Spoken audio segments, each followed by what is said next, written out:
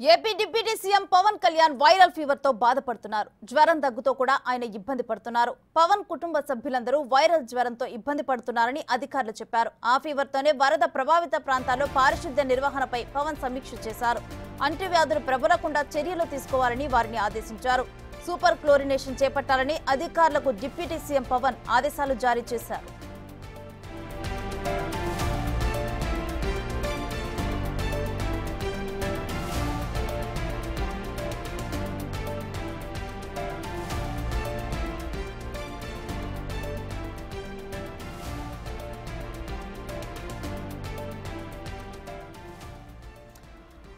AP deputy CM Pawan Kalyan viral fever తో బాధపడుతున్నారు. అయితే ఆయన జ్వరం దగ్గుతో కూడా ఇబ్బంది పడుతున్నారు. కేవలం పవన్ కళ్యాణే కాదు, వారి కుటుంబ సభ్యులందరూ కూడా వైరల్ జ్వరంతో ఇబ్బంది పడుతున్నారు. అయినప్పటికీ కూడా ఇక ఫీవర్ తోనే వరద ప్రభావిత ప్రాంతాల్లో పారిశుద్ధ్య నిర్వహణపైనైతే ఆయన దృష్టి సారించారు. అధికారులతో సమీక్షను నిర్వహించారు. అంటువ్యాధులు ప్రబలకుండా తీసుకోవాల్సిన చర్యలను ఆదేశించారు.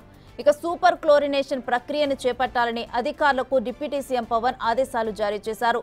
ఆల్రెడీ కూడా వరద ప్రభావిత ప్రాంతాల్లో ఇటు వరద నీరు వెళ్ళిపోయిన తర్వాత ఎక్కువగా కూడా బురద, అదేవిధంగా వాటితో పాటు కొన్ని విష పురుగులు కూడా వస్తూ ఉంటాయి. వాటి వల్ల వైరల్ ఫీవర్స్ ఇవన్నీ వస్తూ ఉంటాయి. సో వాటన్నిటి గురించి కూడా సమీక్ష చేశారు. మరి డీటెయిల్స్ ఏంటనేది మా ప్రతినిధి మల్లికార్జున్ అడిగి తెలుసుకుందాం.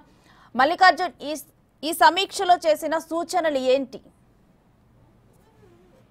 రేణుశ్రీ, జ్వరంతో కూడా అంటే గతంలో కూడా పవన్ కళ్యాణ్ కి సంబంధించి ఫీవర్స్ అనేవి చాలా ఎక్కువగానే వస్తూ ఉన్నాయి. ఎలక్షన్ ముందు కూడా అంటే ప్రచారంలో ఉన్నప్పుడు కూడా చాలా తీవ్ర ఇబ్బందులు కూడా పవన్ కళ్యాణ్ ఎదుర్కొన్న పరిస్థితి కూడా కనిపించింది. తర్వాత అధికారంలోకి వచ్చినప్పుడు కూడా రెండోసారో మూడోసారో ఇప్పుడు ఫీవర్ కూడా రావడం జరిగింది. ఈసారి ఫీవర్ వచ్చినా సరే వరద ప్రభావిత ప్రాంతాలకు సంబంధించి చర్యలు కంపల్సరీగా ఆయన డిప్యూటీ సీఎం గా ఆయన నిర్వర్తించాల్సిన బాధ్యతలు ఉన్నాయి. కాబట్టి అందులోనూ వరద ప్రభావంతో చాలా మంది ప్రజలు తీవ్ర ఇబ్బందులు ఎదుర్కొంటున్నారు. కాబట్టి ఎక్కడా కూడా ఆయన రెస్ట్ తీసుకునే మూడ్లో లేను అనే విషయాన్ని ప్రజలకు మరింత భరోసా. ఎందుకంటే అతని ఆరోగ్యం బాగోలేకపోయినా ప్రజలకు భరోసా అనేది ముఖ్యంగా ఉండాలనే ఉద్దేశంతో కూడా పవన్ కళ్యాణ్ ఈ వైరల్ జ్వరంతో ఇబ్బంది పడుతున్నా కూడా సమీక్ష సమావేశాన్ని అయితే నిర్వహిస్తా ఉన్నారు. అధికారులతో ముచ్చటిస్తా ఉన్నారు. సూచనలు సలహాలు ఇస్తా ఉన్నారు.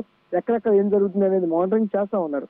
ఈ నేపథ్యంలోనే పారిశుద్ధ్యానికి సంబంధించి నిర్వహణ అంటే పారిశుద్ధ్యం ఏ విధంగా ప్రధానంగా చూసుకుంటే మనం వరద వెళ్ళిపోయిన తర్వాత బురద అనేది, తర్వాత పారిశుద్ధ్యం అనేది చాలా విపరీతంగా పెరుగుతూ ఉంటుంది. దాని ద్వారానే వైరల్ ఫీవర్స్ అనేది ఎక్కువగా వస్తూ ఉంటాయి. సీజనల్ వ్యాధులు వ్యాపించే అవకాశం ఉంటుంది.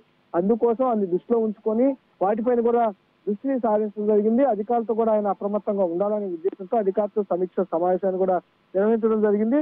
అందులో అవస్థతో కూడా ఏదైతే ఉందో పంచాయతీరాజు గ్రామాభివృద్ధి శాఖ కమిషనరేట్ అధికారులతో కూడా సమావేశం నిర్వహించారు. వరద పరిస్థితి పైన కూడా సమీక్షించారు. వరద నీరు తగ్గుముఖం పట్టిన ప్రాంతాల్లో పారిశుద్ధ పనులు వేగవంతంగా చేయాలని కూడా అక్కడ సూపర్ క్లోరినేషన్ చేపట్టాలని ఆదేశించారు. అట్లాగే అంటువ్యాధులు ప్రబలే ప్రమాదం, దోమలు బెడద తీవ్రత ఉన్నందున పారిశుద్ధ నిర్వహణ పకడ్బందీగా చేపట్టాలని కూడా వారికి సూచనలు సలహాలు ఇవ్వడంతో పాటు స్వచ్ఛమైన త్రాగునీరు సరఫరా చేయాలని, అందుకు తగిన ఏర్పాట్లు కూడా చేయాలని, దానిపై నిరంతర పర్యవేక్షణ అనేది ఏర్పాటు చేయాలని కూడా దిశానిర్దేశం చేయడం జరిగింది. అలాగే ఏలేరు రిజర్వాయర్కి సంబంధించి వరద ముప్పుపై కూడా ఎప్పటికప్పుడు వివరాలు కూడా తెలుసుకున్న పరిస్థితి కూడా కనిపిస్తుంది. ఇలాగా అన్ని సమీక్షా సమావేశాలు నిర్వహిస్తూ స్వయంగా అక్కడున్న ఏదైతే చర్యలు తీసుకుంటా ఉన్నారో అధికారులు, దాంట్లో మరింత వేగంగా చర్యలు తీసుకునే విధంగా, అలాగే ఏమన్నా సూచనలు సలహాలు కావాలన్నా అప్పటికప్పుడు ఏమైనా నిర్ణయాలు తీసుకోవాలన్నా దానిపై కూడా ఆయన అప్పటికప్పుడు మానిటరింగ్ చేసుకుంటూ కూడా ముందుకు వెళ్తున్న పరిస్థితి కూడా కనిపిస్తా ఉంది.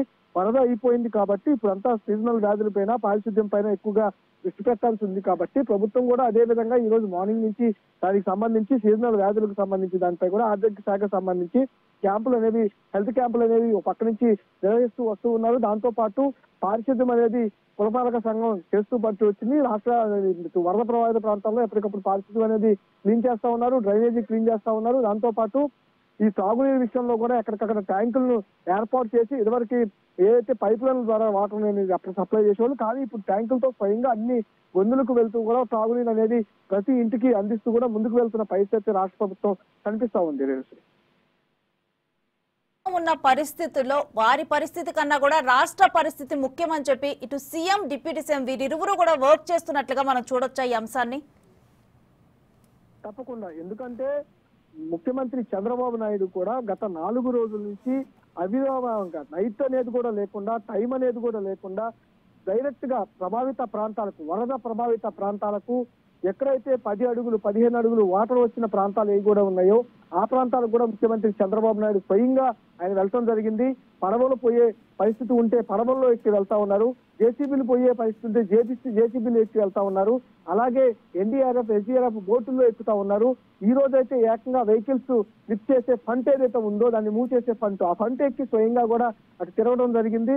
అంతేపాటు ఈ రోజు ఒక పెద్ద ప్రమాదం నుంచి కూడా ముఖ్యమంత్రి ఇట్లా బయటికి పట్టడం కూడా జరిగింది. ఎందుకంటే ఈ రైల్వే ట్రాక్ కు సంబంధించి ఒక గండి అనేది ఇటు బుడమేరు కాలం నుంచి ఏలూరుకి కాలువకి పట్టడం జరిగింది. అది కింద నుంచి అనేది చూడటానికి, ఎందుకంటే అది ప్రమాదభరితంగా ఉండటం జరిగింది. ఎందుకంటే మనం మిర్చి తరఫు నుంచి గండి పడిన అప్పుడే మనం ఆ లొకేషన్ కు, అంత ప్రభావిత ప్రాంతమైన లొకేషన్ కింద నుంచి రిపోర్టింగ్ అనేది కూడా చేయడం జరిగింది. ఇదే అక్కడికి వెళ్ళటానికి అంత ఇబ్బందికర వాతావరణం. అంటే అక్కడ నడిస్తే కనుక చాలా ఇబ్బంది ఉంటుంది.